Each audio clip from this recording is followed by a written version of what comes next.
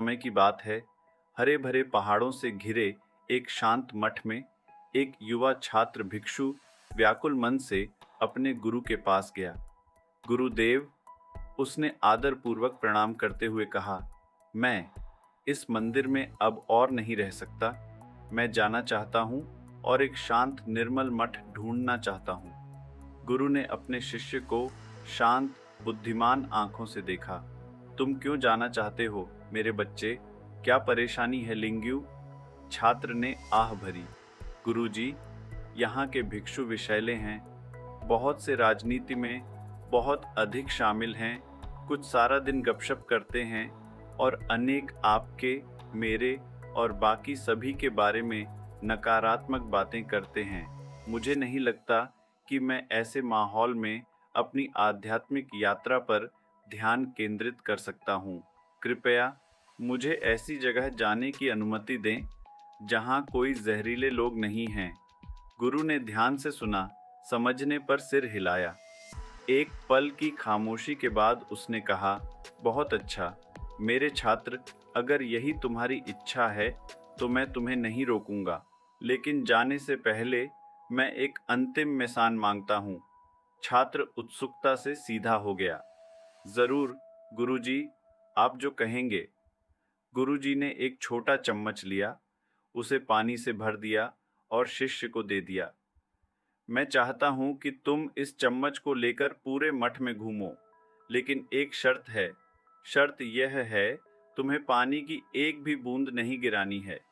यदि तुम सफल हो जाते हो तो मैं तुम्हें जाने की अनुमति दूंगा। कार्य को पूरा करने के लिए दृढ़ संकल्पित छात्र ने सावधानी पूर्वक चम्मच लिया और अपना चलना शुरू कर दिया। चरण दर चरण वह बड़ी सावधानी से चला। उसका पूरा ध्यान पानी के नाजुक संतुलन पर था। घंटों तक वह मठ में घूमता रहा, यह सुनिश्चित करता रहा कि एक भी बूंद न गिरे।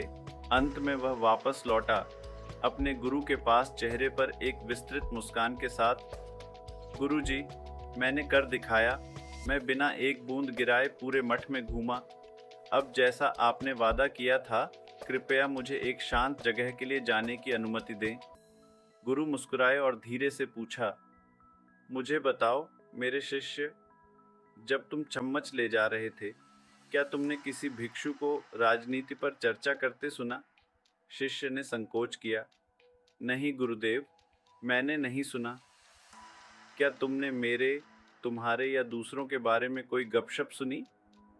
फिर से छात्र ने अपना सिर हिलाया। नहीं गुरुजी, मैंने ऐसा कुछ नहीं सुना। क्या तुमने कोई नकारात्मक बात सुनी? छात्र रुक गया और फिर उत्तर दिया। उसने कहा, नहीं गुरुजी, मैं चम्मच पर इतना ध्यान केंद्रित कर रहा था कि मेरे पास और कुछ सुनने का समय नहीं था।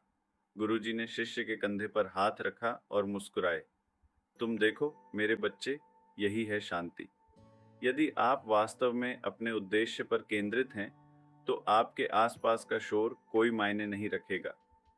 दुनिया विकर्षणों से भरी हुई है, गपशप, नकारात्मकता और अनावश्यक संवाद, लेकिन इनमें से कोई भी आपको प्रभावित नहीं कर सकता है जब तक आप इसकी अनुमति नहीं देते।